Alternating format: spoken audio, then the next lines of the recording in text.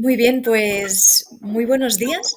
Bienvenidos y bienvenidas a todas a esta nueva sesión de Parlenna, esta charla que hacemos con profesionales sobre, bueno, pues sobre el mundo de la fisura labiopalatina. Hoy tenemos una charla que es un poco diferente a lo que estamos acostumbrados, no es una charla médica ni una charla de enfoque psicológico, es una charla de derechos legales, que también es un punto muy importante para nosotros como familias de hijos con fisura labiopalatina. Entonces tenemos la gran suerte de tener hoy con nosotros a Víctor Murillo. Él es abogado laboralista, es colaborador habitual de FICAT, es el abogado de FICAT. Cuando escribís a legal@ficat.info, quien nos responde es él. Y bueno, nos va a explicar como comentaba, los derechos que tenemos actualmente las familias, las últimas modificaciones que se hicieron recientemente y las ayudas que podemos ir solicitando. Entonces, yo no me enrollo más. Víctor, muchísimas gracias por regalarnos este tiempo y todo tuyo. Muy bien, gracias Alicia. Hola a todos, soy Víctor Murillo, como comentaba, pues bueno, soy abogado que intenta responder en la medida de lo posible las consultas que me hacéis a través de los correos. Y bueno, el motivo de la charla también, ya hicimos una charla hace un par de años o 2 años y medio sobre este asunto. La cuestión es que la situación ha cambiado un poco, es decir, se ha ampliado mucho, digamos, el abanico, la gama de derechos y la protección, sobre todo a nivel laboral, de ciertas situaciones que pueden afectar y que, digamos, que intervienen en lo que es situaciones como las que, digamos, están las familias con hijos e hijas con fisura labiopalatina, ¿vale? Entonces, bueno, comenzando un poco para que sepáis, pues eso, quién soy. Aquí. Bueno, yo soy un abogado laboralista, llevo 18 años colegiado y ejerzo la abogacía desde el primer momento y siempre me he dedicado a la jurisdicción laboral, temas de derecho al trabajo y de seguridad social, y he litigado, he defendido asuntos tanto de trabajadores como empresas, y actualmente, desde hace bastantes años ya, también intervengo en defensa de mutuas colaboradoras de la seguridad social, temas prestacionales o temas de lo que esencialmente es, por ejemplo, la prestación de cuidado menor con enfermedad grave, la CUME, la famosa CUME, pues es una cosa que llevamos en el día a día, ¿vale?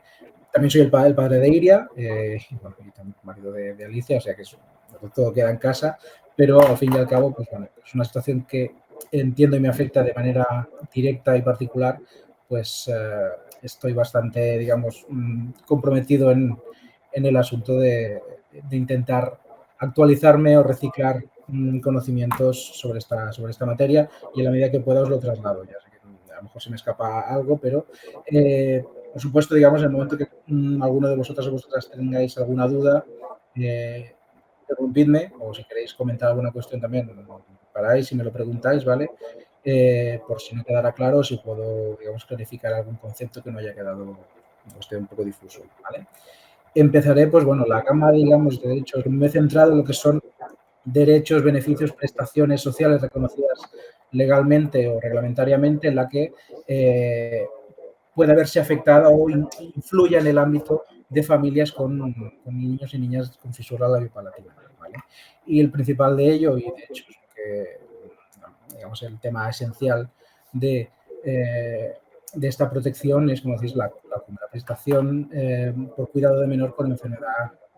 Inicialmente se reguló, ya es un tema regulado desde el 2011, el Real Decreto 1148/2011, en el que se protege una serie de situaciones inicialmente pensada para menores o con personas afectas de cáncer o una enfermedad grave de las que aparecen listadas o aparecen detalladas en ese Real Decreto, y se concede una prestación con una serie de requisitos que es, digamos, lo que se entiende la situación protegida, es que se necesita un cuidado directo, necesario, digamos, un directo, continuo y permanente por parte de ese menor o de esa persona que es el objeto de cuidado, y ello hace que la Seguridad Social o el entienda que esa necesidad de cuidado hace que se necesite una ayuda, un suplemento, por decirlo así, una sustitución de los ingresos que se dejan de percibir por ese cuidado, ¿vale?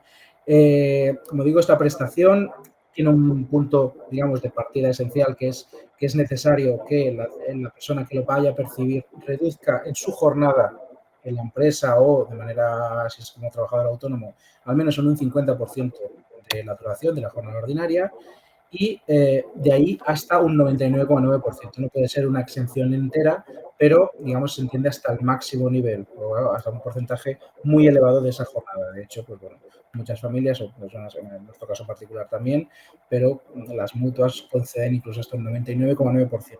Digamos, una cotización, una prestación de jornada testimonial o muy pequeña es lo que queda, y el resto queda cubierto por esta protección. En cuanto a la finalidad, como veis aquí también, inicialmente es un cuidado directo, continuo y permanente de un menor de 23 años. Esto cambió desde la última vez que hicimos la charla.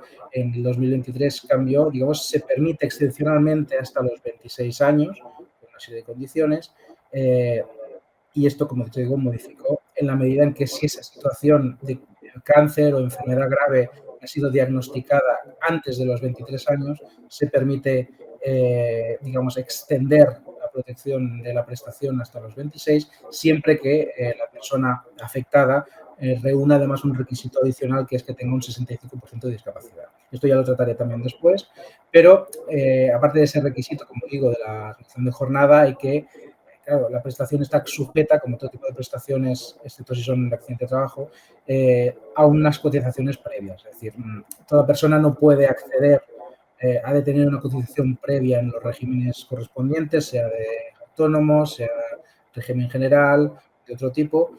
Si es menor de 21 años, esa persona no es necesaria cotización, pero si tienes entre 21 y 26 años, al menos tienes que tener 90 días cotizados en los últimos 7 años o 180 días de la vida laboral. Y en los mayores de 27 años, pues un poco más, 180 días en los últimos 7 años o 360 días en la vida laboral para mayores de 26 años. Es decir, esto aparece, es una cosa muy técnica, aparece en la propia ley, pero es una cuestión que en la medida en que haya algo, todos, digamos, tenemos al menos una vida laboral, bueno, quizá no todos, pero un mínimo de vida laboral, pues el acceso a esta prestación se reduce. Los requisitos, digamos, de días tampoco son excesivos, es más o menos como el acceso al desempleo, ¿vale? Entonces, lo que es necesario en esta situación es que en familias con dos progenitores viviendo en la misma unidad familiar es obligatorio que los dos estén afiliados y en situación de alta de seguridad social.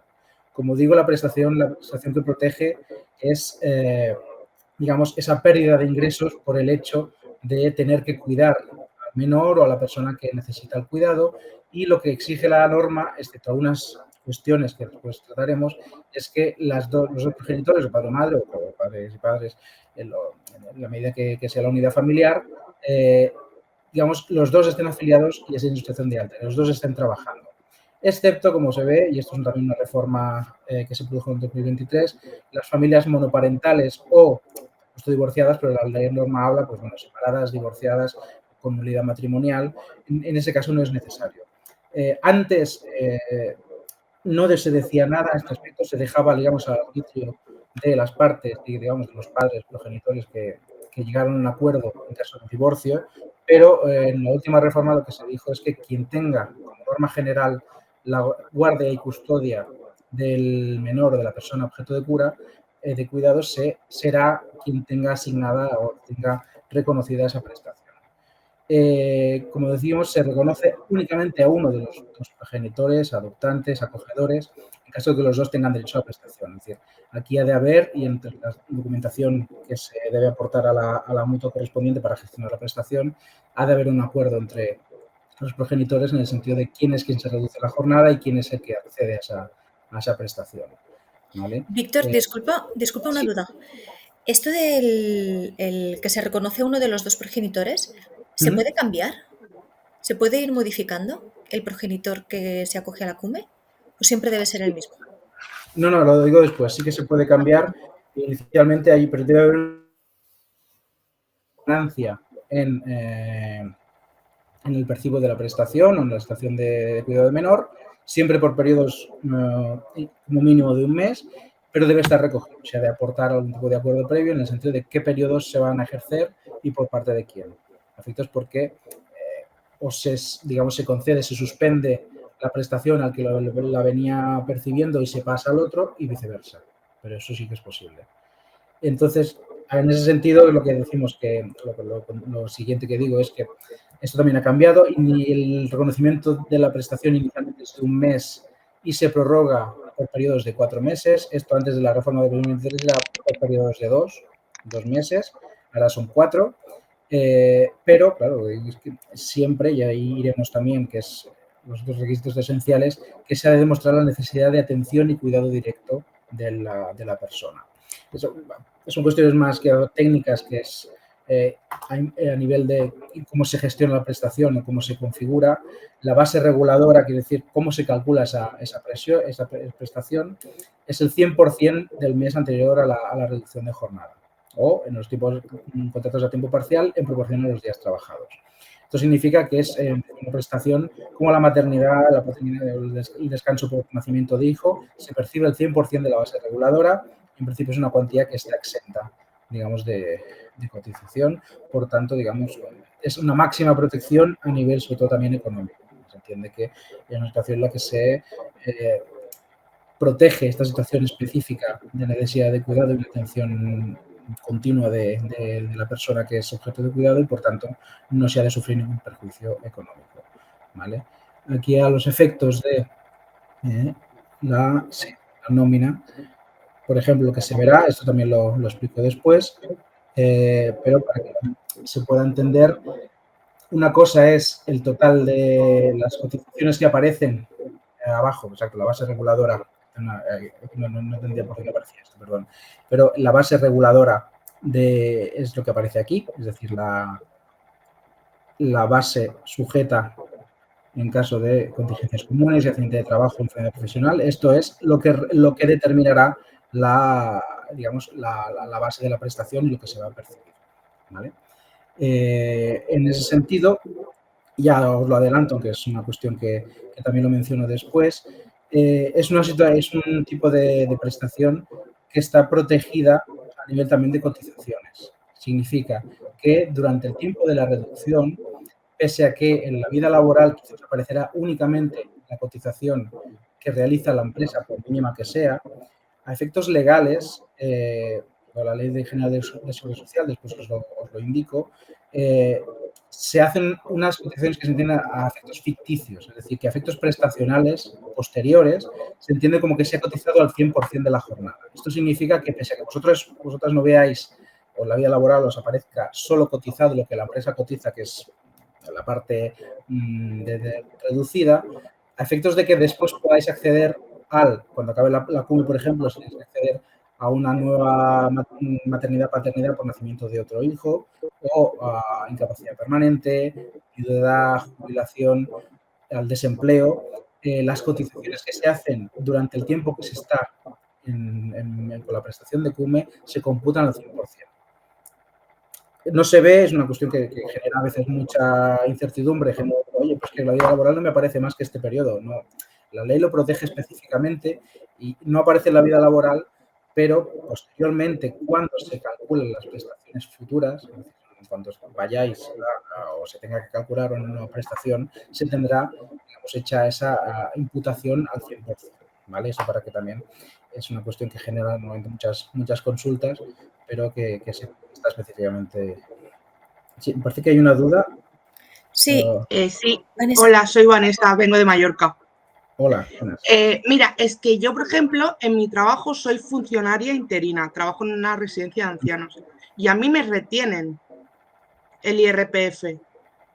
Entonces, luego me dicen que Hacienda me lo va a devolver. ¿Es correcto eso? Claro, sí, el tratamiento de la prestación está exento. Otra cosa es que a nivel de la gestión de cada administración o cada empresa pueda retener una cuantía, pero sí que es verdad que la declaración eso computará como exento. Entonces, claro, no soy fiscalista, pero realmente ahí tendría razón, es como demorar o prolongar la devolución de esas cantidades, ¿vale? Realmente te hace una retención, pero el tratamiento que tiene a nivel legal es que está exento. Por tanto, no genera, debería ser una percepción íntegra y en el momento que hagas la declaración debería computarte o que deberían devolverte esas cantidades. Ya digo que es una cuestión que no, tampoco soy experto en tributación, pero por lo que entiendo, por lo que al menos dice la ley, estás sujeto a, digamos, a esta condición, digamos, de cantidades protegidas o cantidades que no tienen más que una retención o una exención, ¿vale? No sé si Vale, es... muchas gracias. Sí, Fátima también, ¿quería hablar?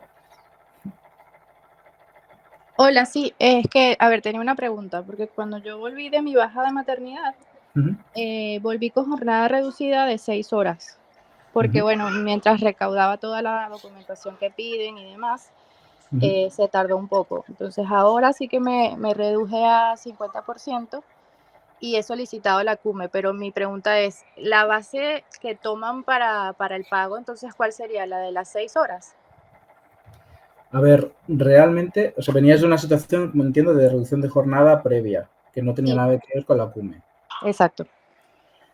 A efectos legales, lo que determinaba la ley en este punto es que cogerían la base completa, o deberían coger la base completa para el cálculo de esta prestación, en reducción de jornada previa. Vale. Si no, ya digo, habría que reclamar, entiendo, porque el Real Decreto lo que indica es que en estas situaciones, y de hecho se modificó este punto, es que en estas situaciones en las que se parte de una reducción de jornada previa que no tenía nada que ver, pues tiene otro condicionante, se calcula la prestación con la base reguladora completa.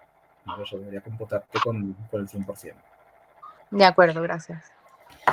Entonces, bueno, sí, Borja. Hola, mira, mi duda es porque yo estoy trabajando, pero mi mujer es pensionista. Entonces, nosotros nos podemos acoger a la CUME. A ver, pensionista de incapacidad permanente, incapacidad o jubilación, bueno, en esa situación, como norma general, no, porque se entiende que debéis estar afiliados y de alta, y el hecho de que una de las personas ya sea, digamos, esté fuera del mundo laboral, no sea población activa en el sentido de que sea perceptora de una prestación y ya no trabaje, ¿vale? Se entiende que no, porque es necesario que los dos, digamos, las dos personas o progenitores estén en activo, ¿vale? O como normal general, habría que ver también qué tipo de prestación, porque a veces el hecho de si es una prestación de incapacidad, una persona que está impedida o que tenga una incapacidad permanente, por ejemplo, que le impida realizar determinadas funciones o actividades de la vida diaria incluso, se puede excepcionar, es decir, si no está, digamos, si tienes tu condición fisiológica no es suficiente para en el día a día llevar a cabo ciertas actividades, pues menos para cuidar de otra persona. Entonces, en esa situación se podría discutir.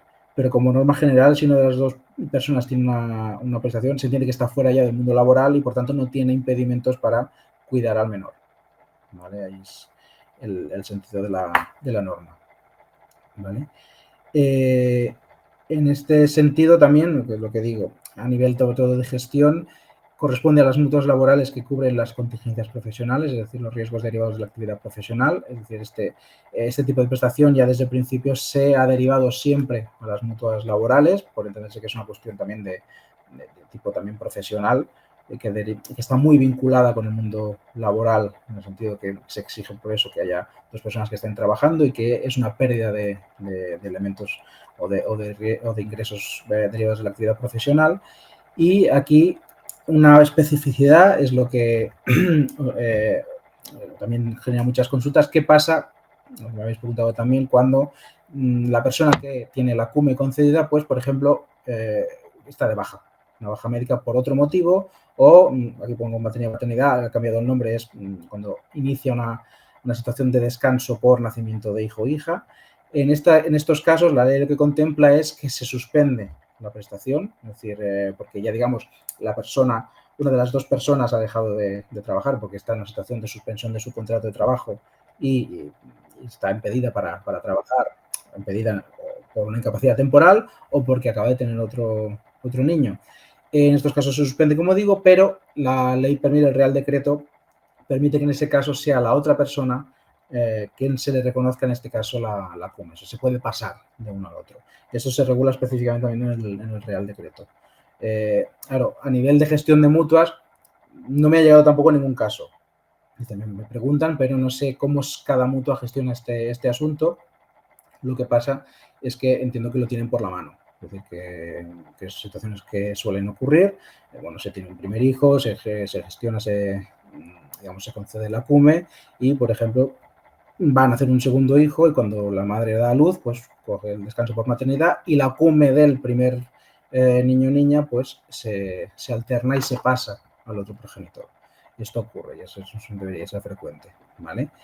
Como digo también, aquí el porcentaje de reducción se puede modificar en cualquier momento y se puede también solicitar o suspender la CUME tantas veces como sea necesario, ¿vale? El elemento esencial aquí es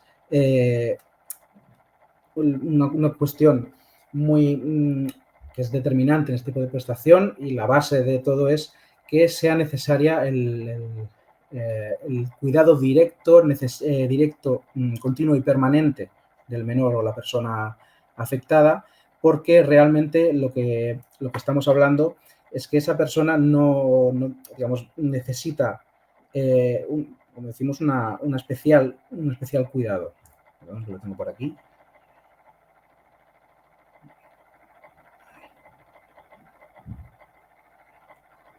Perdón.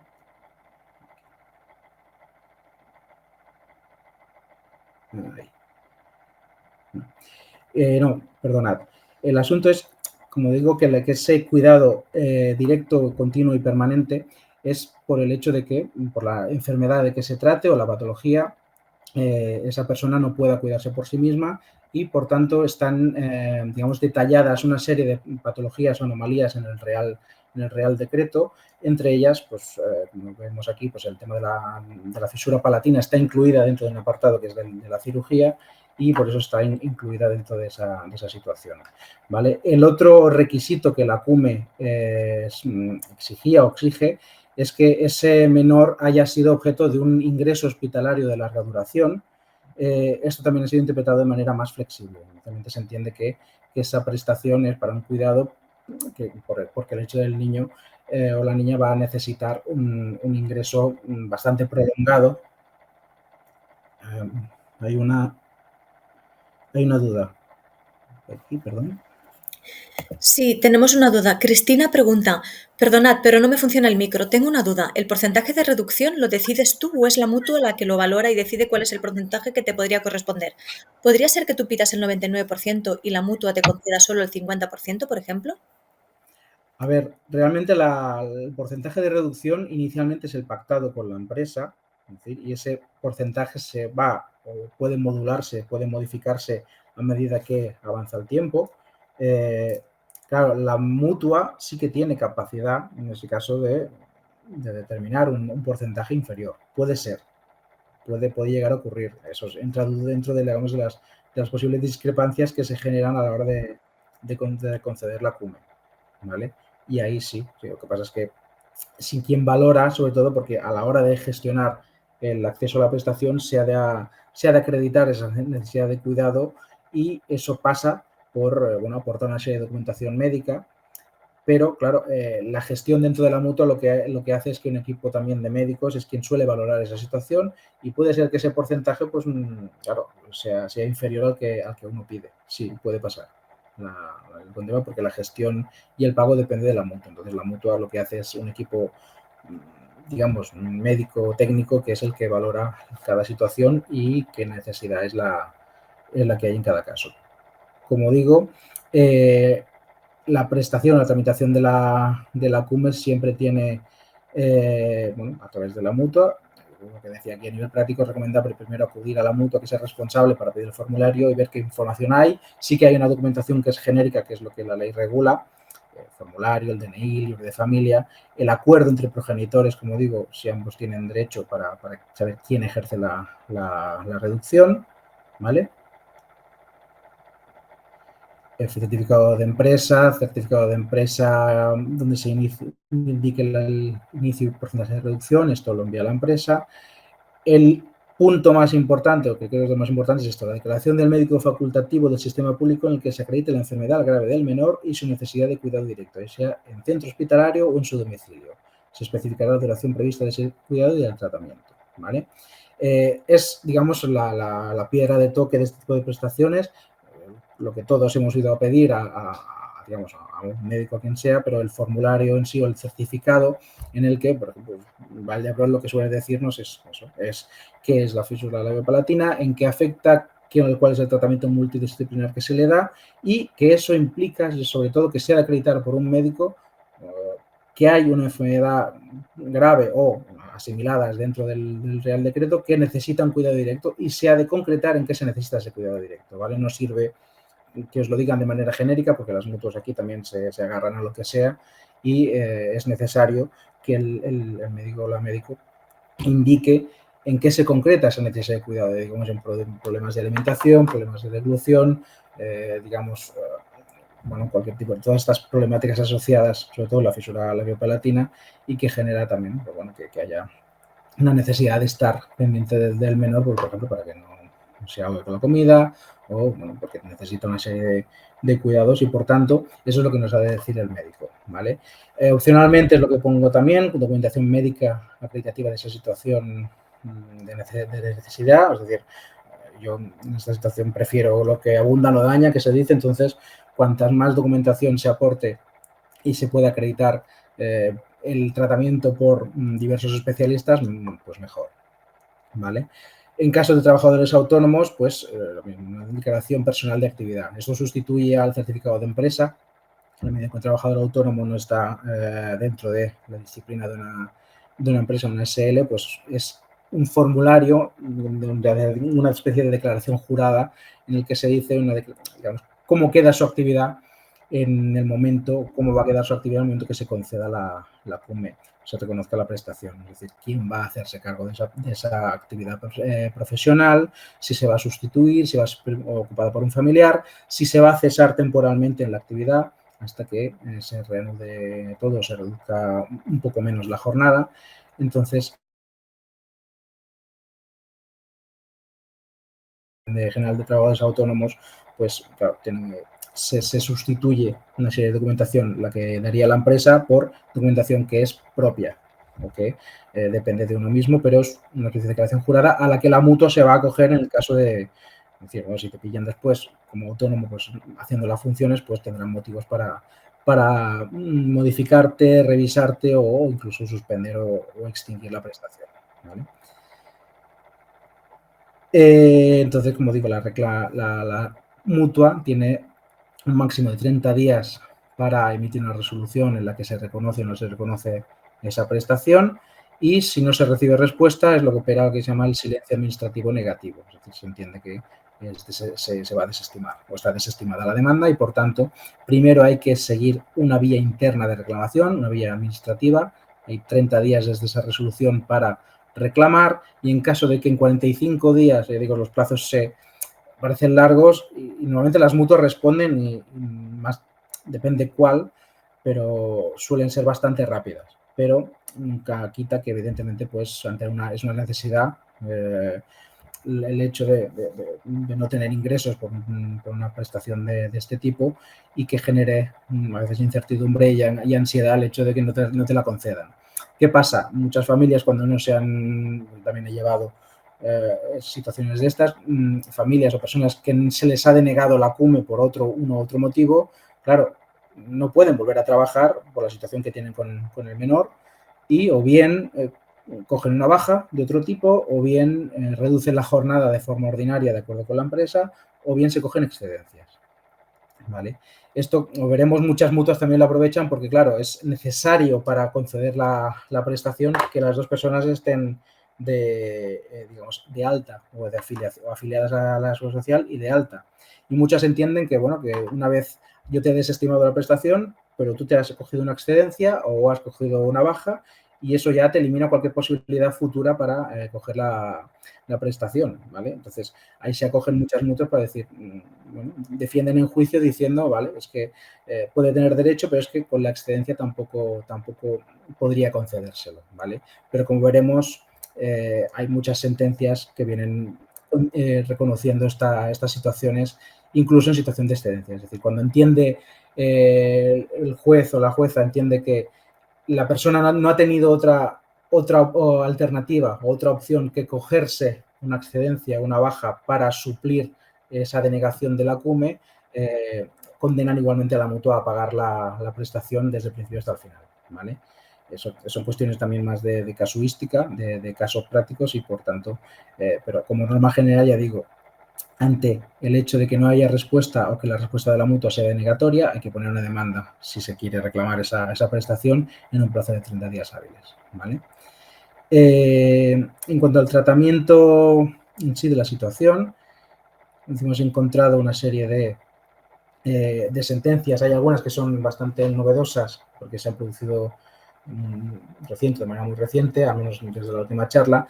Hay algunas que son específicas de la fisura y la principal, entiendo yo, y es una que un poco ha cambiado el paradigma, es esta que digo, del Tribunal Superior de Justicia de Cataluña, 16 de julio de 2019, que entiende incluida la fisura labiopalatina dentro de la prestación de cuidado de menor. ¿Qué pasa? Muchas mutuas, y aún a día de hoy, después de esta sentencia, me encuentro que deniegan la prestación después de la cirugía, porque en el Real Decreto que regulaba estas cuestiones, donde se incluyen todas las enfermedades graves, la fisura labiopalatina está incluida en el apartado 9, que pone cirugía.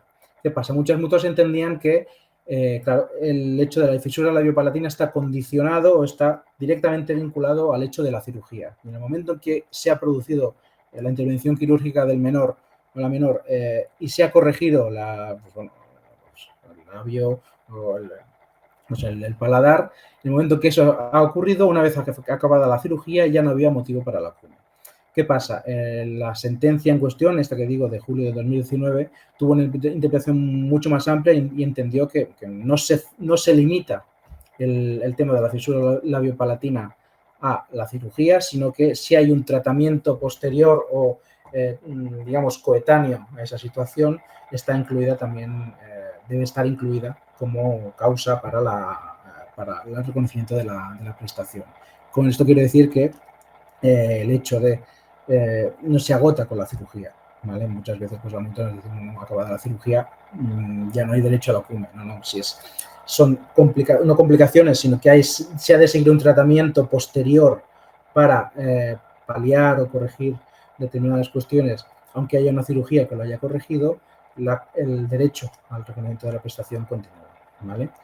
Hay una muy reciente del Tribunal Supremo que venía un poco a unificar un criterio que estaba siendo discutido, es muy reciente, como digo, 3 de diciembre del año pasado, que se determina pues, dos cuestiones que son vitales, sí, que es el ingreso hospitalario de larga duración, porque hay muchas mutuas que decían, vale, te deniego la prestación porque, como en nuestro caso, es decir, no es que el niño o la niña haya tenido que estar un largo tiempo en el hospital ingresado o necesite, o sea, que está meses o años incluso en el hospital. Muchas mutuas decían, no, la ley lo que dice es un ingreso hospitalario de larga duración. El Tribunal Supremo lo que dijo aquí, oiga, no, se entiende ingreso hospitalario de larga duración, incluso cuando si el menor requiere un tratamiento frecuente para mejorar su calidad de vida, pero digamos, esto se entiende también, no es necesario un ingreso en un único hospital, sino que es un tratamiento continuo en centros asistenciales, incluso en domiciliario, es decir, que se puede sustituir ese ingreso hospitalario por las visitas frecuentes y de manera periódica a los centros sanitarios, ¿vale? Ahí es donde cambia este criterio. Además también lo pongo aquí, puesto por esta sentencia, viene también a ratificar otro criterio que ya estaba más establecido, que cuál es el tema del cuidado directo, que se entendía por cuidado directo, permanente y continuo, porque muchas mutuas también lo que estaban diciendo es, claro, si el menor ya puede estar o está escolarizado, se rompe el criterio del cuidado directo. Y en el momento que el niño o la niña pues, podía ir al colegio, está escolarizado y pasa una serie de horas fuera del domicilio y fuera del ámbito de del cuidado directo del progenitor, las mutuas entendían, vale, aquí ya se ha roto, es decir, esta persona, este niño ya está en el colegio, pues ya no tienes derecho a la CUME. No, lo que entendió es que el Supremo lo ha validado, es decir, es algo que ya está consolidado como doctrina, que ese cuidado directo permanente es compatible con el hecho de la escolarización si hay un continuo, una coordinación incluso con el centro escolar para llevar a cabo los cuidados, ¿vale? No es desentenderse, sino que evidentemente que haya una escolarización en la que haya una compatibilidad también con el cuidado del menor. Puesto esta última sentencia también porque me pareció significativa, aunque es de un Tribunal Superior de Justicia que es de Castilla y León, que en general no es una doctrina, pero hay pocas sentencias de prestación de cuidado de menor referidas específicamente a la fisura labiopalatina, y esta es una de ellas, y esta es negativa, en el sentido de que desestimó la petición de la persona, de la madre, en este caso, porque entendió que en caso de una fisura palatina, cuando se había completado todo el tratamiento hospitalario, es decir, cuando ya todo el tema quirúrgico se había pasado y ya se había seguido todo el tratamiento y solo quedaban errores articulatorios de deglución que podían necesitar logopedia u ortodoncia, entendió que eso ya no era generador de derecho a la CUME, ¿vale? Lo digo también por conocimiento, no es que se siga un criterio, al menos aquí en Cataluña no he visto que el TSJ siga este mismo criterio, pero que el hecho de valorar o no la necesidad de cuidado permanente a veces está sujeto mucho a interpretación. Por eso es muy importante que los informes médicos que se aporten sean cuanto más detallados, mejor, y sobre todo que vinculen, o más allá de esas patologías, con necesidades directas de cuidado. Es decir, más allá del nombre concreto del síndrome, de la patología, de la anomalía, hay que bajar al detalle y decir en qué se fundamenta, en qué se concreta esa patología. Es decir, qué dificultades tiene el niño o la niña a raíz de esa situación. Lo que pongo aquí es que, claro, una cosa es el tratamiento también de los autónomos, pero en los empleados públicos, funcionarios, esta situación se regula de manera diferente. Está el Estatuto Básico del Empleado Público, que en su artículo 49 regula la prestación similar, es idéntica, viene derivada del mismo Real Decreto, pero lo que pone aquí, las reducciones son también del mínimo el 50%, pero vienen determinadas no ya por un acuerdo. Perdón, ¿hay una pregunta? Víctor, sí, hay una pregunta. Es de Carmen. Pregunta, creo que no lo he entendido bien. Una vez que el niño está escolarizado, si te deniegan la CUME, ¿ya no se puede hacer nada?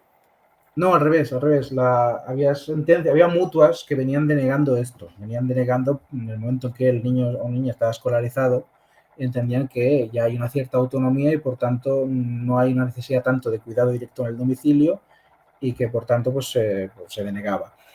La gente recurría y se ha unificado doctrinas, significa el Tribunal Supremo, que es el máximo órgano judicial, ya ha dictado, ya venían sentencias anteriores, una del 2016, pero esta lo vuelve a ratificar y vuelve a decir, no, oiga, aunque la persona o el niño esté escolarizado y vaya de manera diaria, frecuente al colegio, eso es compatible con seguir teniendo la CUME. Entiendo que lo que se ha de acreditar también es que hay una cierta coordinación, eso ya dependerá de cada mutua, una cierta coordinación con el centro escolar para que se le proporcionen los cuidados adecuados dentro del centro, ¿vale? Dependerá de cada situación, pero en principio el hecho de que esté escolarizada va a depender en mucha medida de la documentación que pida la mutua. Si la mutua se interesa por la evolución del niño o la niña y ve que está escolarizada, bueno, creo que no lo suelen pedir y datos a este respecto, pero si se les ocurriera, que sepan que el Tribunal Supremo ya ha dicho que es compatible una situación con la otra, ¿vale? O sea, que realmente sí que se puede hacer. Es decir, de hecho, es una situación que yo creo que las mutuas ya lo tienen por la mano, es decir, que saben que es independiente. De hecho, el cuidado directo no depende de una persona que vaya al colegio o que adquiera conocimientos, por tanto es compatible, ¿vale? Como decíamos también en lo que venía diciendo, el tema de la administración, empleados públicos, la situación varía un poco, es decir, la protección de base es la misma, es decir, el Real Decreto lo contempla para todas las situaciones, pero claro, depende de una norma diferente, en este caso el Estatuto Básico del Empleado Público, y aquí ya no depende de un acuerdo entre empresa y trabajador, sino que es la administración quien resuelve el tema de la reducción. Y lo que suele pasar a nivel práctico es que la administración se acogen a ese mínimo.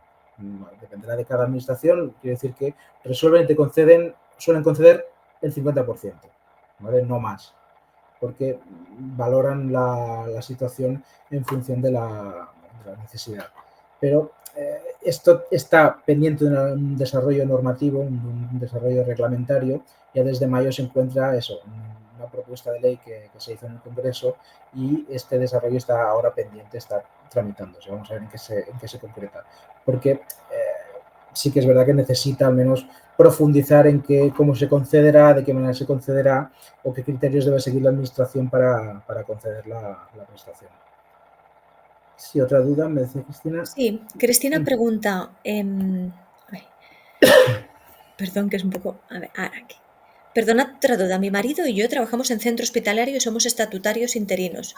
Mi marido tiene una reducción de jornada no remunerada del 30% por cuidado menor de hijo de 12 años, una de mis hijas previa sin fisura. Ahora hemos tenido una niña que tiene 3 meses con fisura.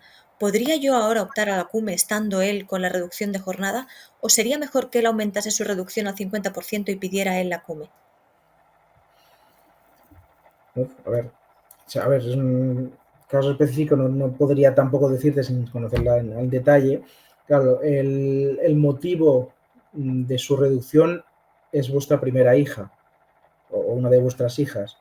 El hecho causante ahora es diferente, sería una protección específica de otro menor. Yo quería que lo lógico a nivel, o más coherente a nivel, es que lo cogiera el otro progenitor, cogiendo a CUME, él está prestando servicios, está en activo la empresa, aunque sea con una reducción de jornada, pero presta servicios y por tanto se reuniría el requisito de que los dos progenitores trabajasen. A ver, las dos opciones son válidas, no te digo, pero creo que a nivel sobre todo de justificar la protección, porque él lo que haría sería cambiar el objeto del cuidado, sería decir, no, dejo de tener la reducción por el cuidado del hijo previo y paso a un cuidado de menor con al menos el 50%. Entiendo, a ver, aquí la administración depende también del criterio que tenga la administración, pero yo creo que como coherente sería que lo pudieras coger tú en lugar de él. Ya digo que las dos opciones son válidas, pero entiendo que esta es la situación quizá más adecuada a la protección que se busca. ¿Vale? Ya digo que es una situación que está en permanente revisión, cambio e incluso impugnaciones judiciales.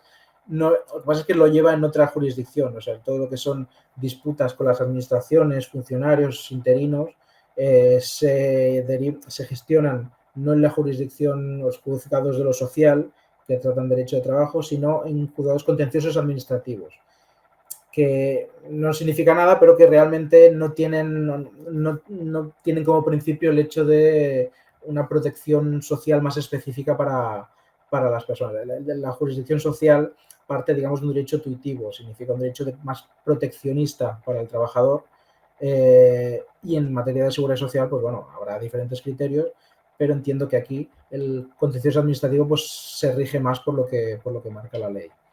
Todo se rige por lo que marca la ley, pero en este caso la administración, como tiene esta capacidad de decidir el porcentaje, pues lo que estoy viendo o lo que llega a juicio normalmente son pues que si la ley pone mínimo 50%, pues otorgan ese mínimo.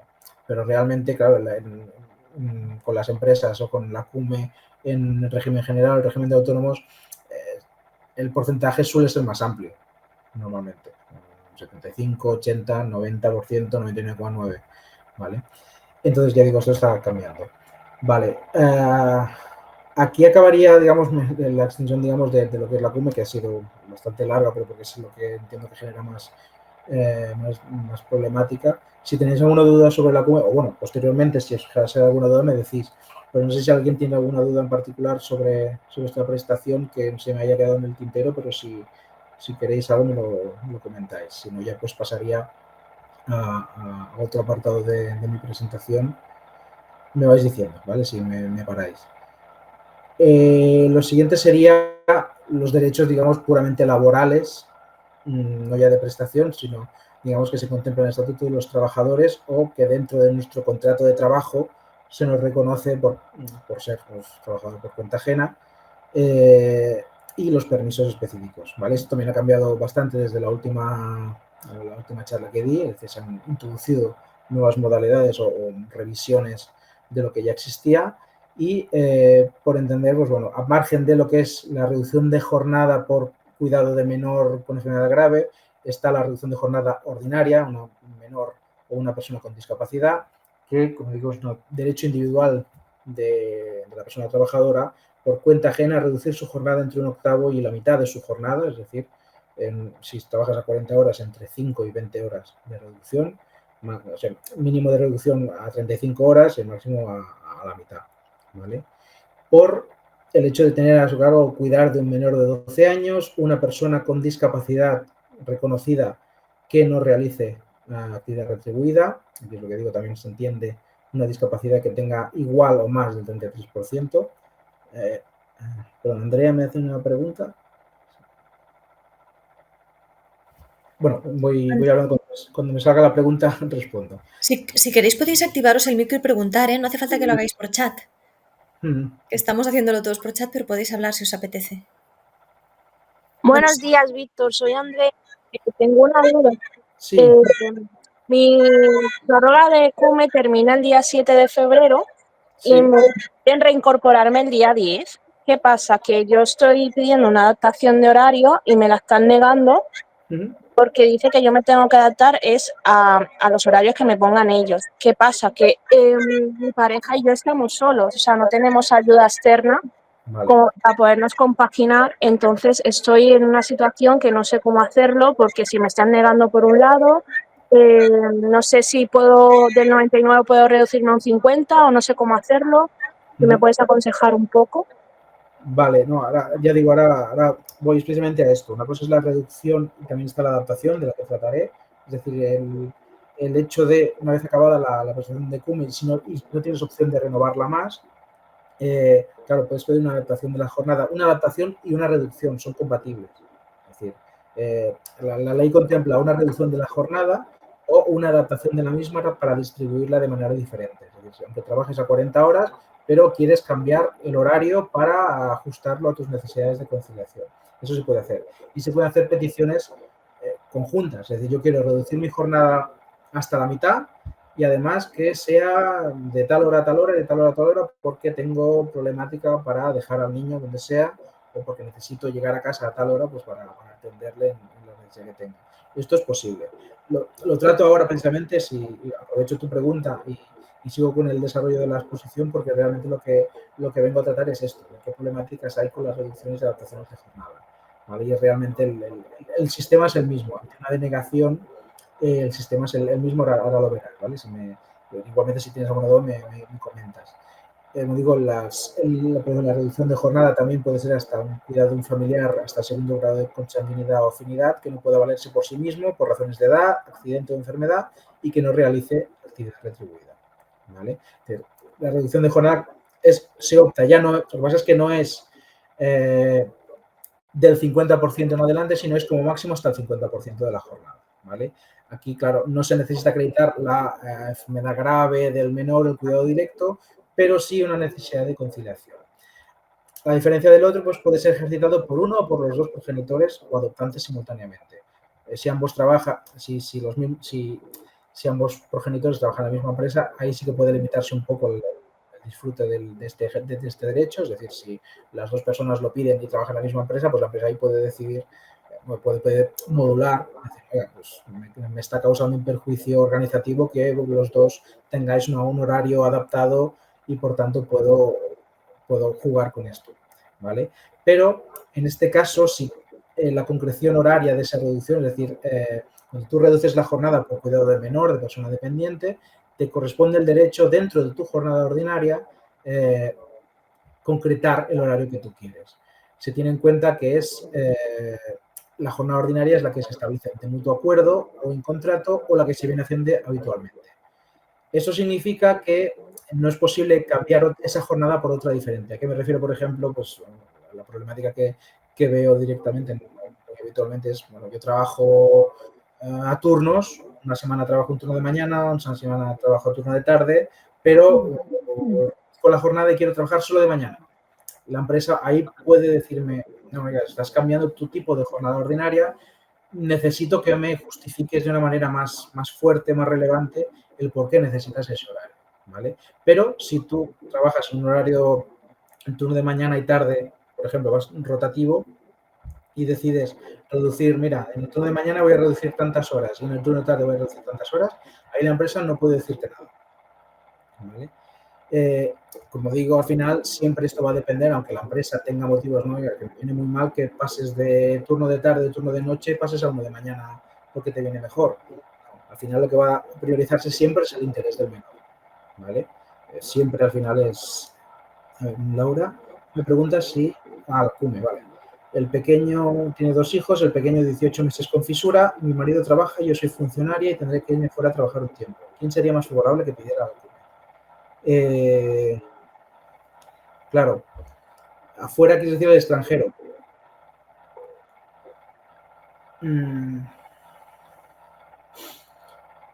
Vale. Bueno, realmente los dos estaríais en activo.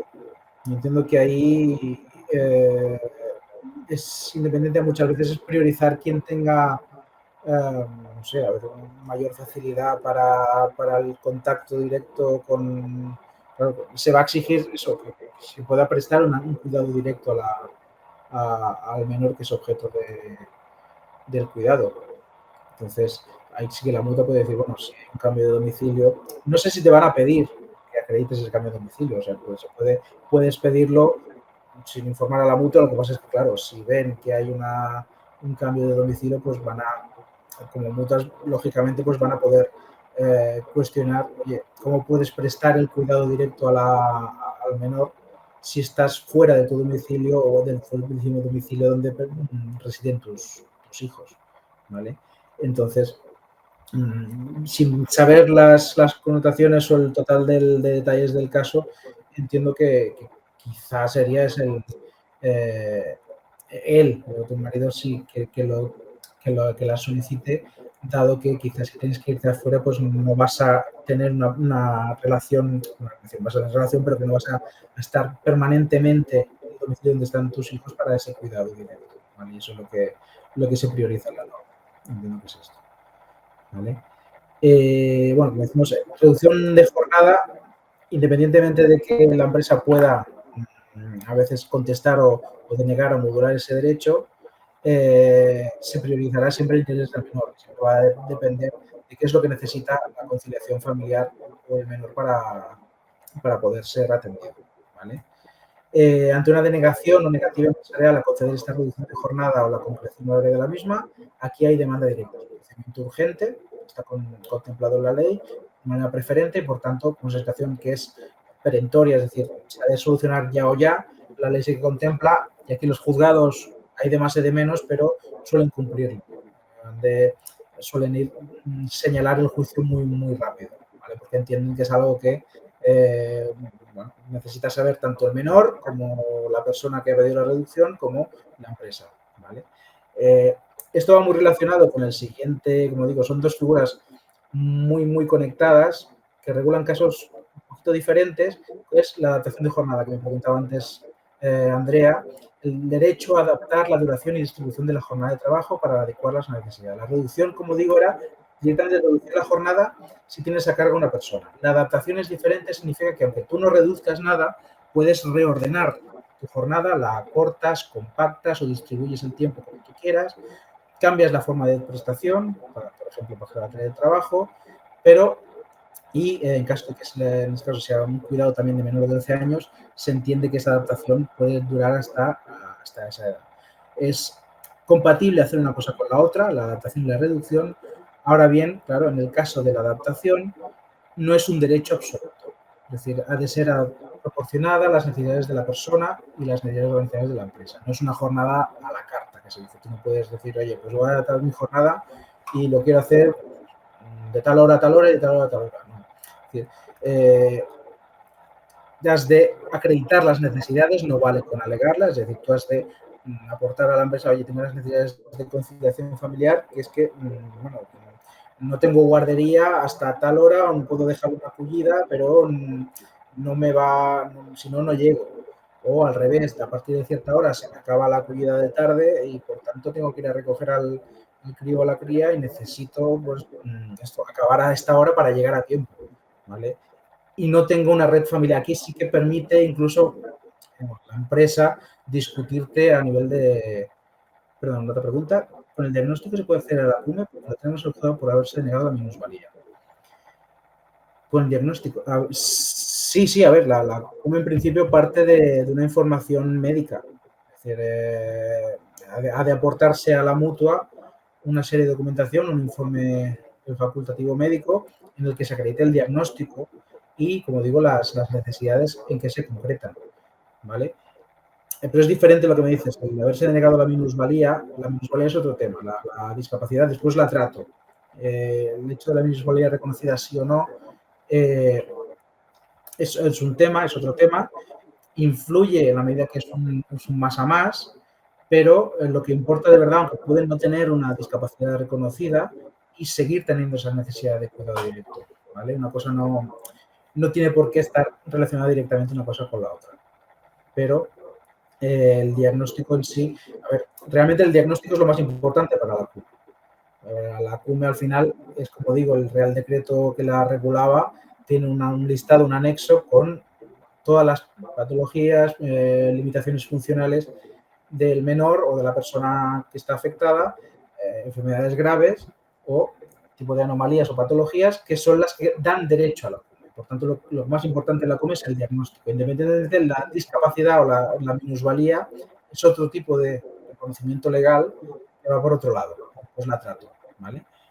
Entonces, una cosa es tú vas a demandar porque te han concedido un porcentaje de discapacidad inferior al que tú crees que deberías tener, eso es una cosa, pero la prestación en sí va por otros derroteros, ¿vale? Adaptaciones de jornada, como decimos, también hay una obligación empresarial de responder a la solicitud. Entonces, normalmente los criterios para conceder o denegar una adaptación pueden pactarse en convenio y si no hay nada establecido se abre un periodo de negociación de 30 días. Bueno, aquí no son 30, son 15, ¿vale? El tipo de la última reforma que se produjo en el 2023 son 15 días, antes eran 30 días, fueron 15 días los que se pusieron de nuevo en esta reforma y, por tanto, si dentro de esos 15 días no se ha llegado a un acuerdo entre empresa y trabajador o persona trabajadora, se presume o se entiende que se concede directamente, ¿vale? Eso es lo importante. A ver. Y en obligación empresarial de responder a la solicitud y plantear propuestas alternativas. Aquí, finalizada la negociación sin acuerdo o sin respuesta de la empresa, la vía de reclamación también es mediante demanda al cuidado de lo social en un plazo de 20 días hábiles, ¿vale? También. Me preguntabas, Andrea, por ejemplo, esto, es decir, si tienen obligación o no tienen obligación, es decir, depende de lo que hayas planteado. Y lo importante en el momento de plantear tu solicitud, lo que hayas que tener muy claro cuál es la reducción y adaptación que quieres hacer y, sobre todo, acreditarla. Es decir, decimos, no se trata de una jornada a la carta, es decir, la CUME es la CUME. La CUME, una vez acreditada la situación de cuidado de una enfermedad grave, ahí no hay tutilla. Pero las reducciones y adaptaciones, la empresa sí que puede jugar un poco más. Pero lo importante como personas que si se solicita este tipo de figura o de derecho, hay que acreditarlo muy bien. Es decir, hay que probar que esa es la necesidad que tenemos y que necesitamos ese horario en concreto y esa jornada en concreto, ¿vale? Gracias, puedes seguir. Vale. El permisos laborales, es decir, el Estatuto de los Trabajadores experimentó una reforma en el 2023, de manera muy reciente, y se introdujeron variaciones en permisos que ya existían o se crearon otros nuevos. Y esto, a nivel de nuestros derechos como familias, pues entiendo que son los más relevantes son estos, ¿vale? Los que voy a Víctor, perdona que te interrumpa, no sé si lo has podido responder, pero para una reducción de jornada, ¿es necesario tener la discapacidad? No, no es necesario. A ver, una reducción de jornada, si la persona es menor de 12 años, no es necesario. Ahora bien, si la persona que está a tu cargo o necesitas la conciliación familiar específica es mayor de 12 años, has de acreditar que tiene una discapacidad o que no puede valerse por sí mismo. En ese caso sí, que ha de tener una discapacidad reconocida del 33%. ¿Vale? Solo en ese caso. Es lo que decía aquí. Volvemos al principio. Aquí. Persona con discapacidad que no realice actividad retribuida o un familiar de segundo grado que no pueda valerse por sí mismo por razones de edad, accidente o enfermedad. Es decir, no es necesario tampoco, si es mayor de edad, que tenga esa discapacidad reconocida, pero que por edad, por accidente, por enfermedad, no puede valerse por sí mismo. Y esto hay que acreditarlo también. ¿Vale? Entonces, los permisos. Como digo, hay un permiso... Perdona, Víctor, Sí. perdona, Laura pregunta, ¿y para la adaptación horaria? Igual, la adaptación horaria, si es menor de 12 años, lo que pasa es que la adaptación horaria no es tan automática. Si tú pides solo una reducción dentro de tu jornada, la jornada que ya tienes, pero reduces por arriba o por abajo, entras más tarde o sales antes. Pero si tiene menos de 12 años o esa discapacidad reconocida, ya es automática. En cambio, la adaptación horaria da igual, o sea, los 12 años o la persona está discapacitada, lo que va a importar es en qué se concreta esa necesidad de conciliación, ¿vale?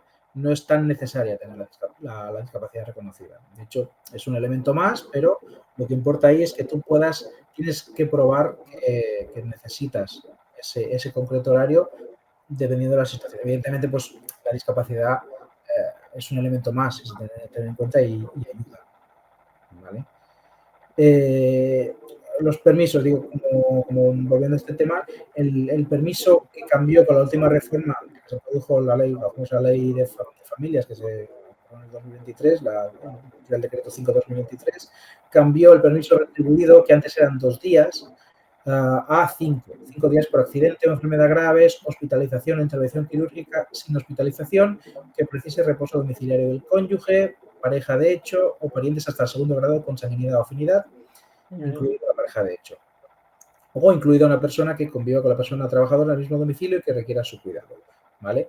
Antes de la reforma esto eran 2 días, también se regula el artículo 48 del Estatuto del Empleado Público y serán 2 días, ahora eran 5. ¿Vale? En el caso de intervención quirúrgica, pero también una intervención ambulatoria, es decir, que va solo, entra y sale del hospital el mismo día, pero le preceptúan por parte del médico un reposo domiciliario de tantos días, hasta máximo 5. Vanessa, ¿quieres preguntar también?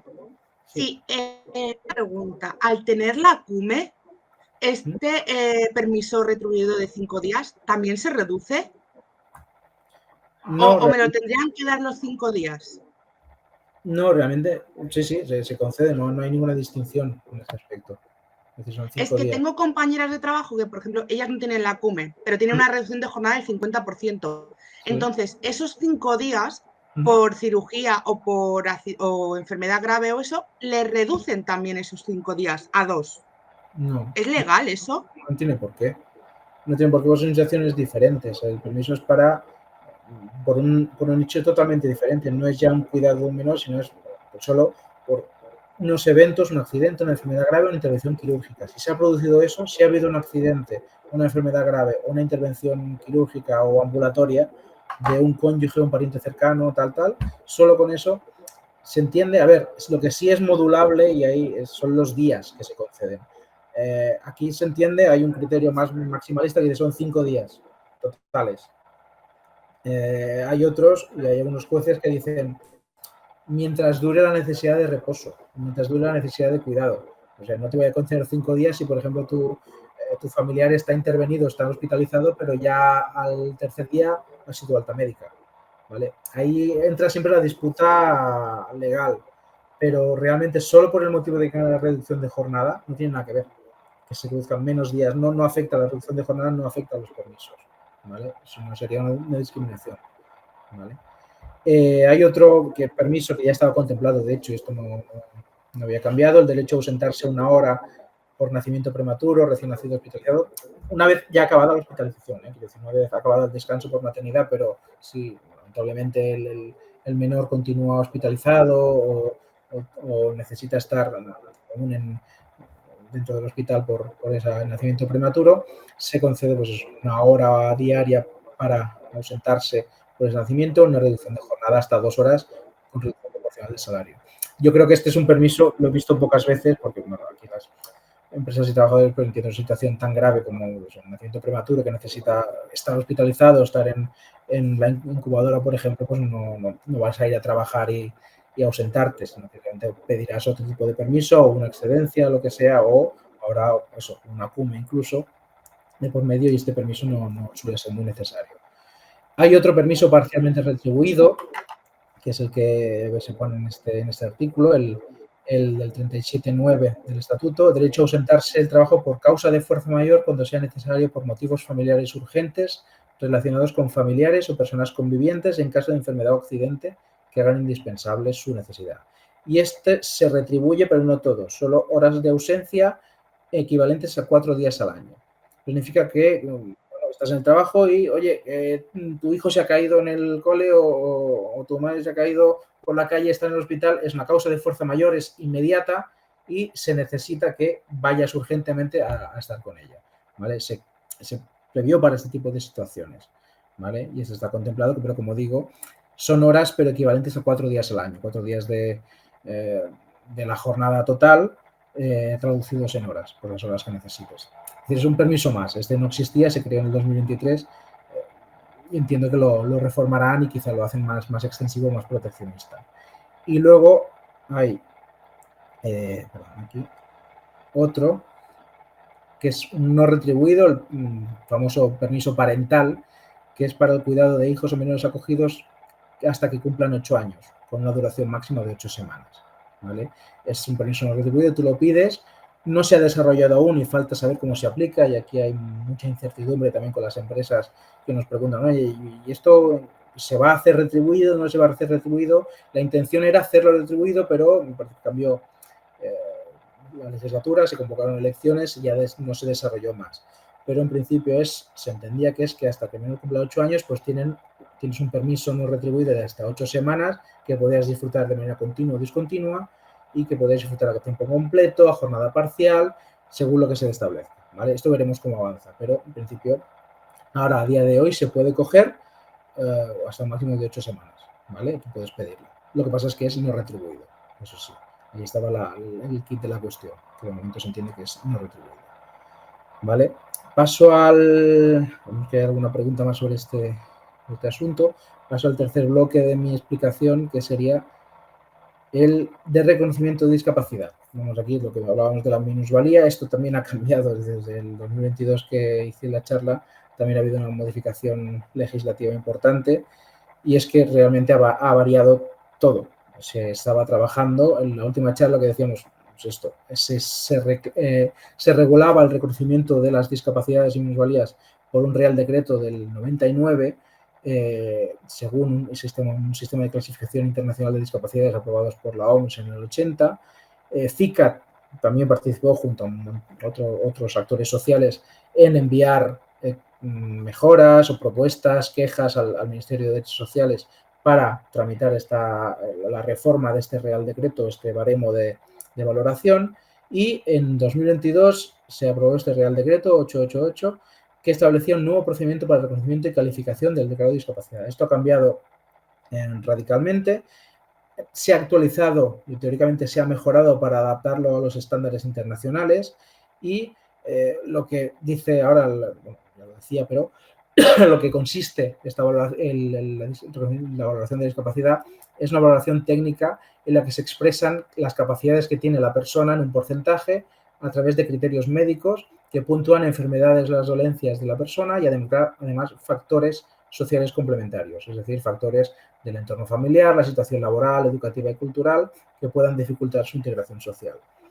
A nivel de la discapacidad, y esto es una cuestión que depende de las comunidades autónomas, lo que tengan reconocido en su normativa interna, se entiende que hay discapacidad o existe a nivel sobre todo de prestaciones o beneficios sociales con más de un 33%. ¿Vale? No sé si hay una pregunta. No. En nivel de... ¿Sí? ¿Alguien quería hablar? No.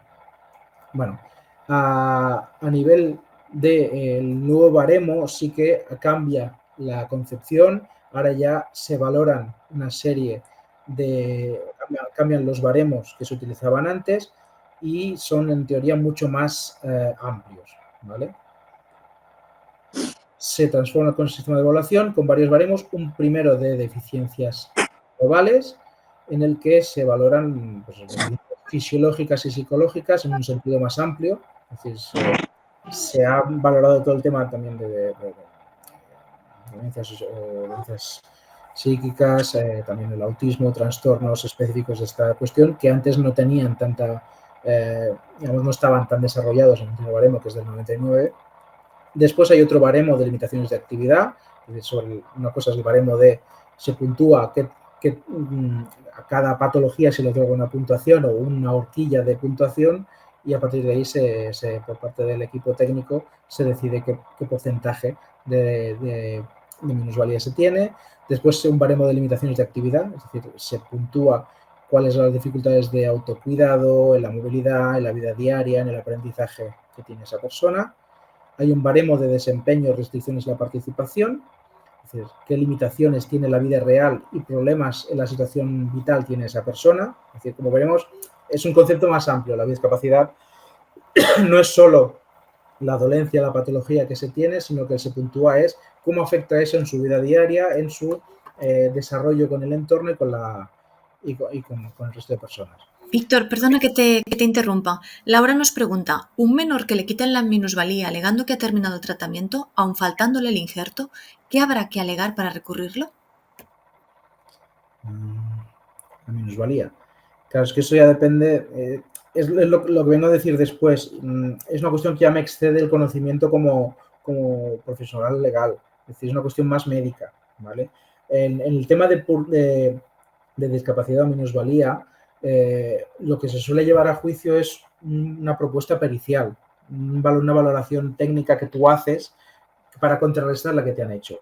Entonces, cada caso es diferente, pero el hecho de haber terminado, no sé, el tratamiento, aunque falta un injerto, pero va a depender de cómo ha afectado, cuál es su situación médica actual y cómo eso influye en su vida diaria. Entonces, se ha de contrarrestar, diciendo que aun a pesar de haber terminado el tratamiento, pues, digamos, esas dificultades continúan.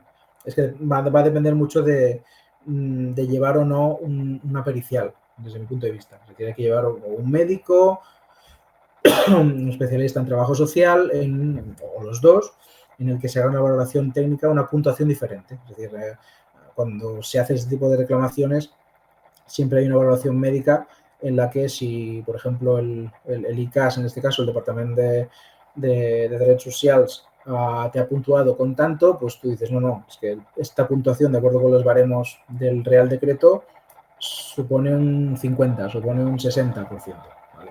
Lo estoy inventando, pero ya digo, no te puedo responder directamente porque es una cuestión más técnica o más médica. Te van a tener que asesorar por parte de algún perito que te diga, pues bueno, aún terminado el tratamiento, necesitas, digamos, esas dificultades sociales continúan, ¿vale? Porque ya digo que este nuevo Real Decreto tiene también en cuenta factores como contextuales, desde desempeño de restricciones de participación, pero factores contextuales y ambientales.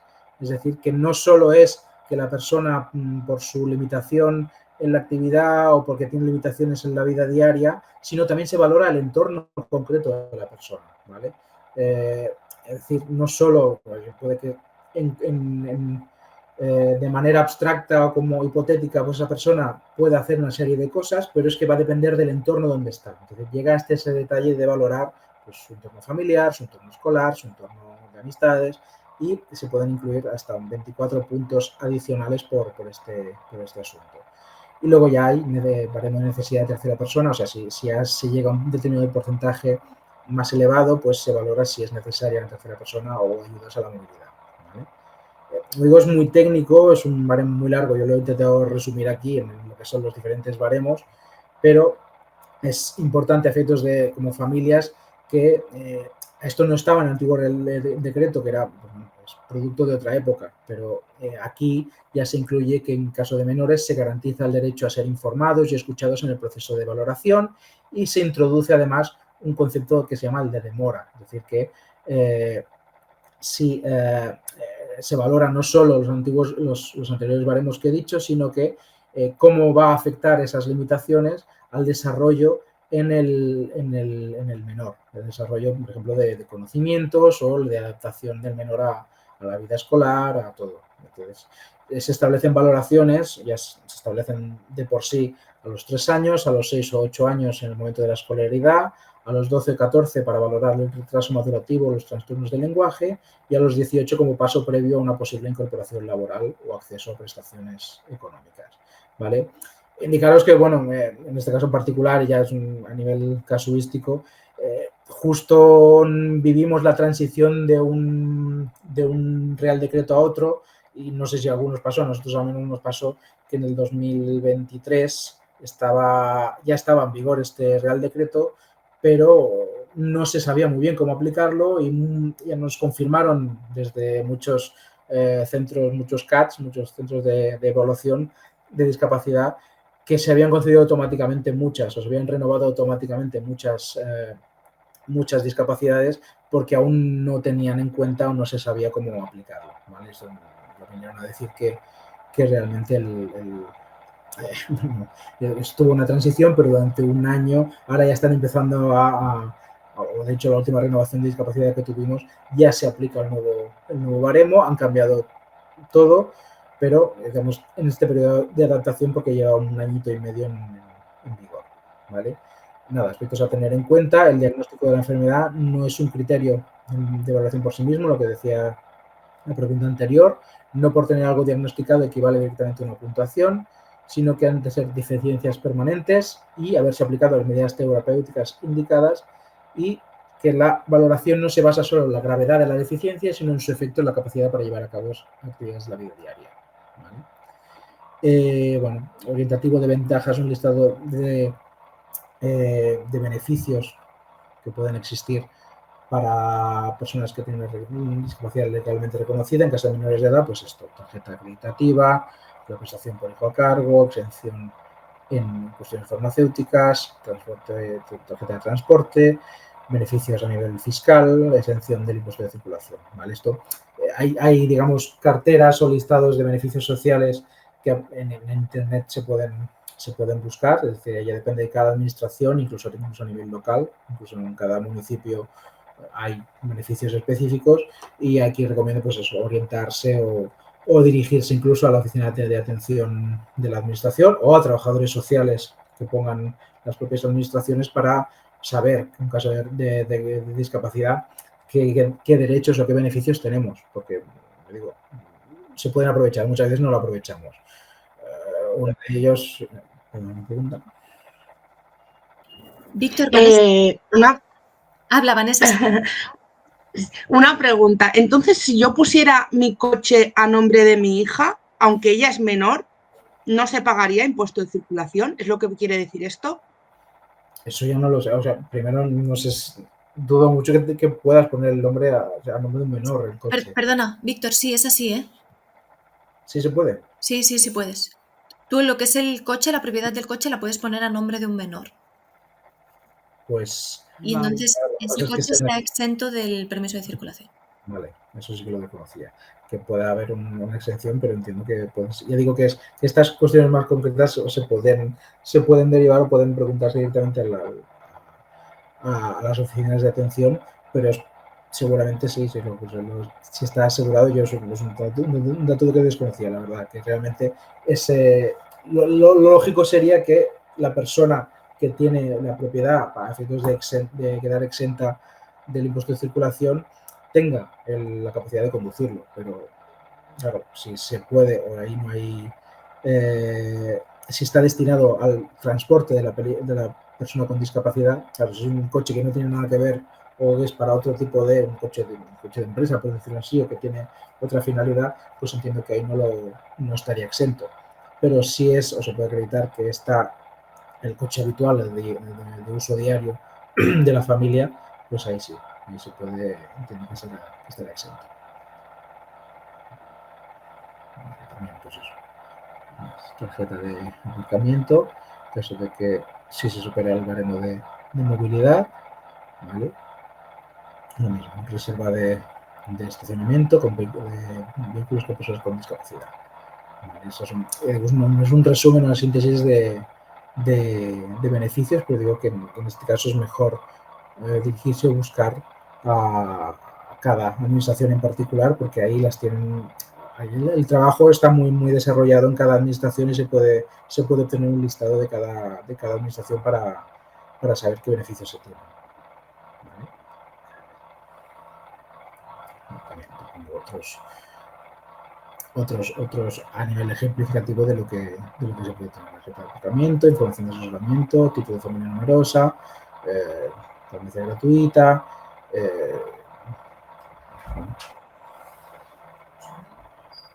¿Sí?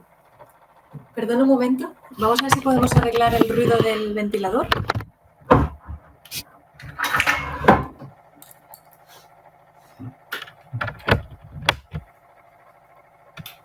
Perdón. ¿Sí? ¿Me oís? Sí. No sé si ahora se oye. Bueno, digo, son todo beneficios sociales que se pueden obtener. De hecho, el Tibidabo también es una de las cosas que está contemplada. Si es superior, orientativa de ventajas, requisitos específicos para mayores con discapacidad legalmente reconocida, lo mismo.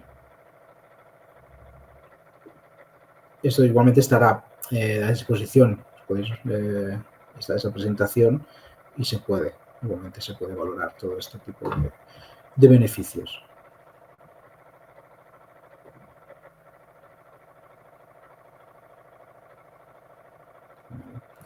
Los he puesto como para ejemplificativos.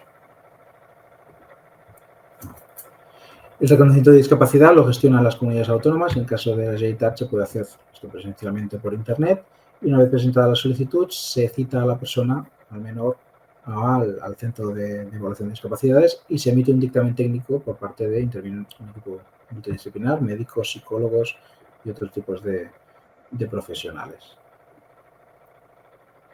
¿Bien? Y normalmente la documentación a presentar es la siguiente: formulario de solicitud, informes médicos o psicológicos actualizados que avalen la discapacidad alegada, libro de familia, y en caso de que se realice la solicitud por un tutor se puede pedir documentación adicional. La revisión del grado de discapacidad no podrá revisarse hasta que haya transcurrido un plazo mínimo de 2 años desde la fecha en que se dicta la resolución, salvo que en el caso en que se acredite un error de diagnóstico se hayan producido cambios sustanciales en las circunstancias que dieron lugar al reconocimiento del grado. ¿Vale?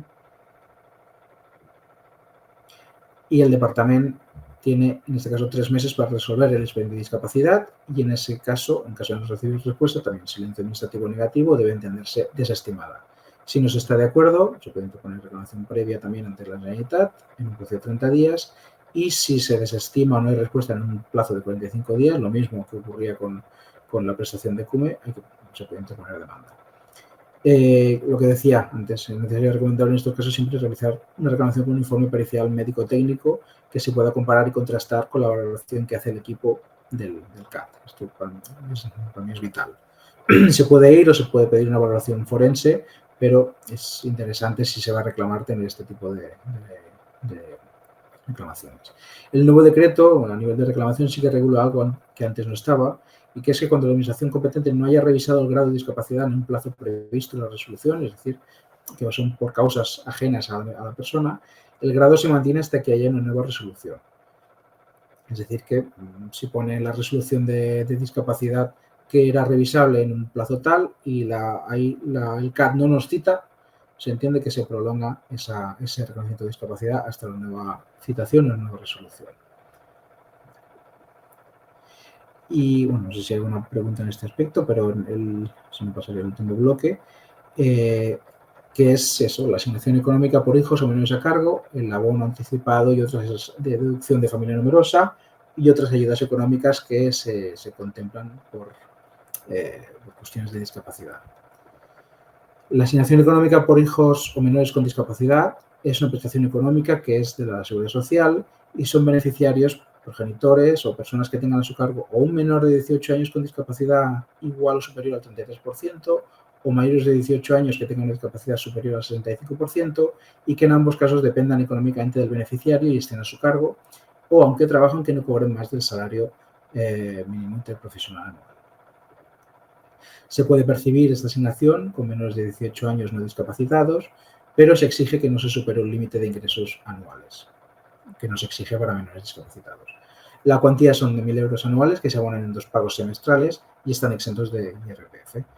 Y existe una obligación, eso sí, de comunicar cualquier variación de la situación de discapacidad que afecte al pago, por ejemplo, cumpliendo los 18 años, que desaparezca la discapacidad o que se reduzca por debajo del 33%, fallecimiento del menor, la autonomía económica del menor, y si no se comunica y se recibe el pago sin tener derecho, el INS puede acabar reclamando la devolución de cualquier prestación o ayuda que se considere indebida, ¿vale? Se puede tramitar presencialmente por internet, con certificado electrónico y que habrá documentación a aportar, habrá que completar un formulario, anexar el DNI, y el del menor, si tiene más de 14 años, libro de familia, certificado de empadronamiento y certificado de discapacidad.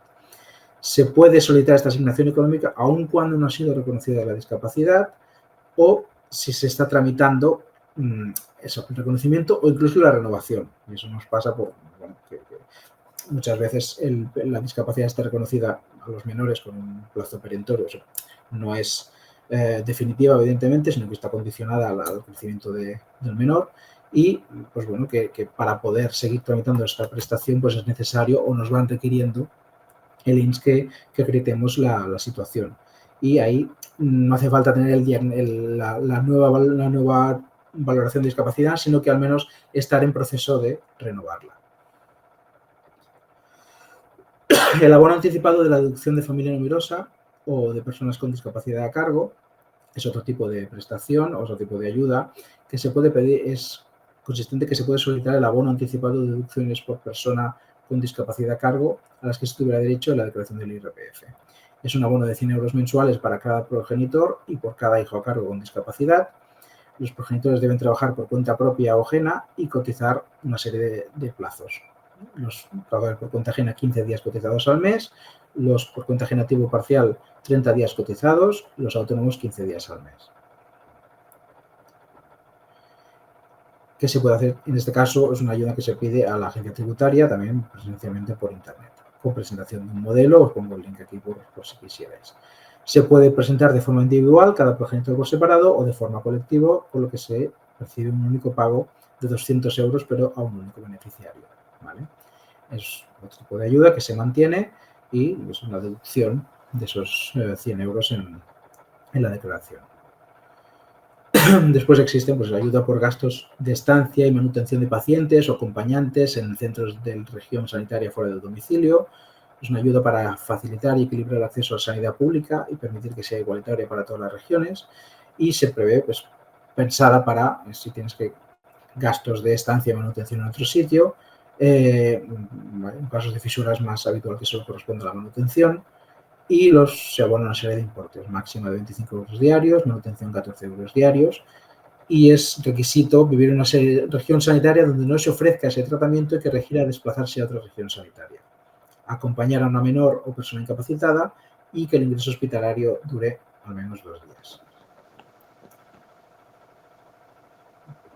¿Si hay una pregunta? No.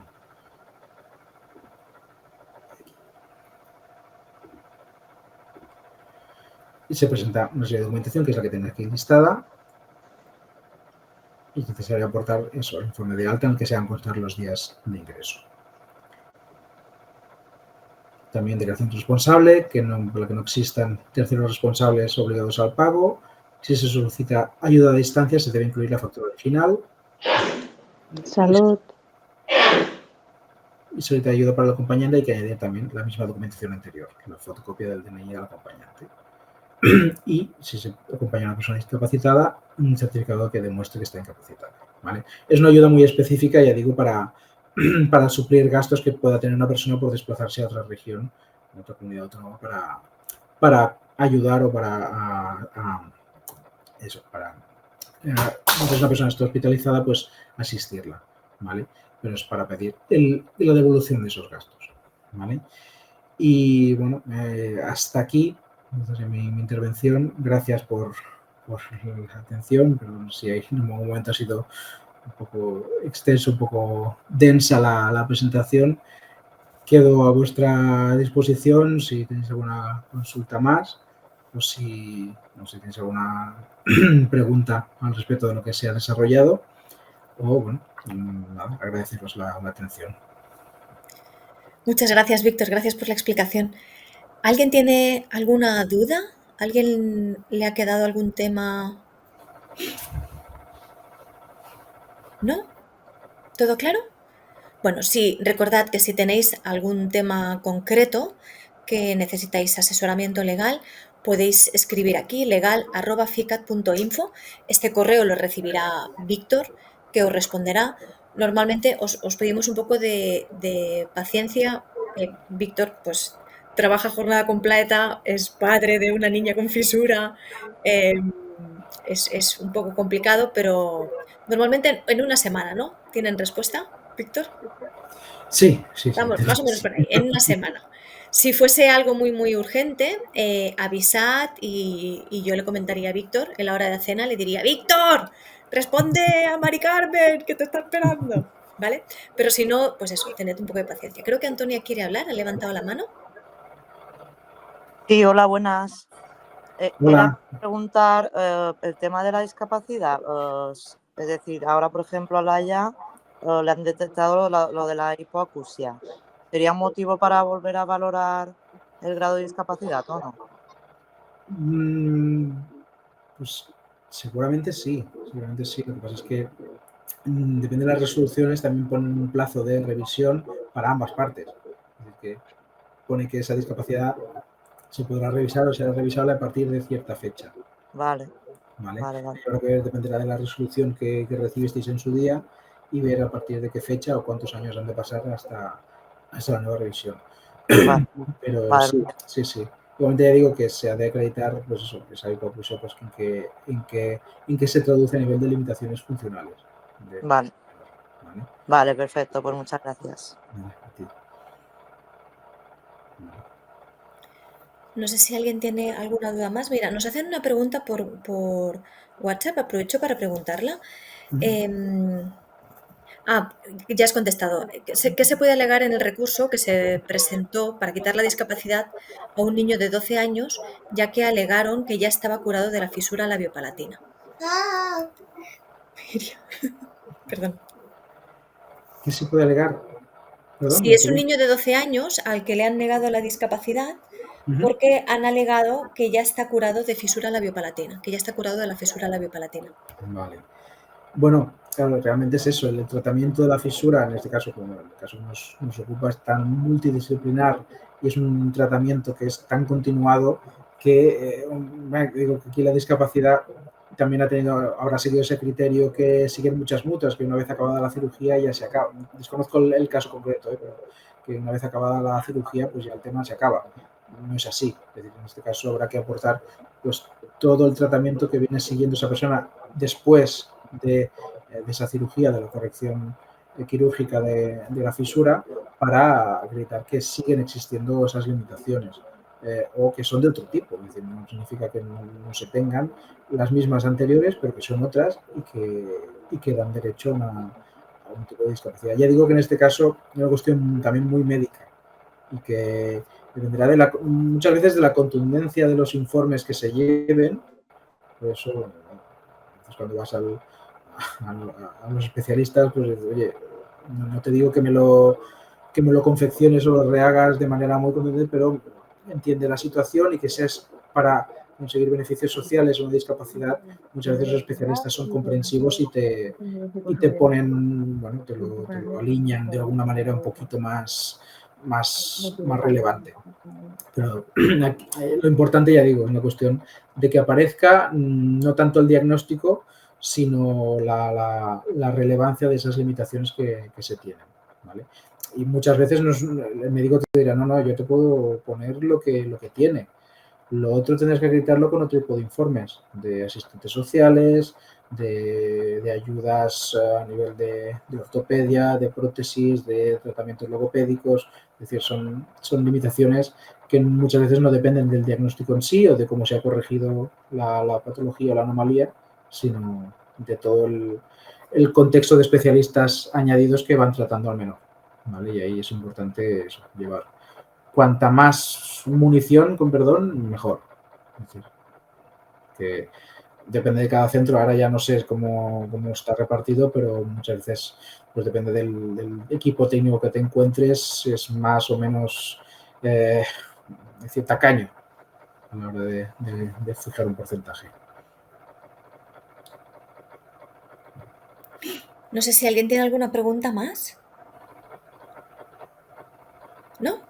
Pues en ese caso damos por finalizada la reunión de hoy. Muchísimas gracias, Víctor, por tu tiempo. Muchísimas gracias a todos y a todas los que os habéis conectado. Espero que os haya sido de utilidad. Si os surge después alguna duda, pues recordad que podéis escribirle y Víctor os responderá encantado. Que tengáis un súper feliz fin de semana. Iria, ¿quieres despedirte? Adiós. Vale, que tengáis buenos días. Adiós. Gracias a todos. Gracias, Andrea. Muchísimas gracias. Adiós, gracias. Gracias. Adiós. Gracias, hasta luego. Muchas gracias.